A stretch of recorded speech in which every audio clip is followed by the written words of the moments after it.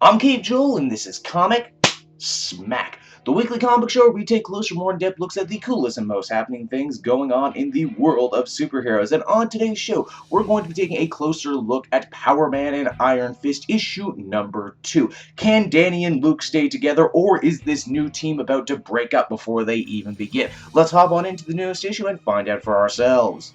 So, as the comic opens, we can see word has hit the street of what Danny and Luke did last issue. Tombstone is not happy about getting his butt handed to him, and he's even less happy about them stealing the Super Soul Stone that he had in his possession. Because of that, he's put out a massive bounty on Iron Fist and Luke Cage, and some of the old Heroes for Hire villains like Cockroach, Hamilton, and Ruby Thursday are thinking about maybe trying to collect it, because after all, we hate those guys. Danny is still desperately trying to get Luke to agree to come back and be a team again like they once were, restart the Heroes for Hire, maybe look in to see if Misty and Colleen want to come and join again. Luke is still adamantly against it, saying that he has far too much stuff to do. Not Avengers stuff, as Danny notes. There's about 1 million different Avengers teams going on right now, and Luke, despite leading a team previously, is on none of them. Tombstone has sent 2 of his most trusted agents, Grim and Reaper, to run interference on Power Man and Iron Fist. Of course, they're not the first ones to get to the diner where they're eating, and once it's made clear that Gorilla Man and Black Tarantula want to take a crack at the former Heroes for Hire first,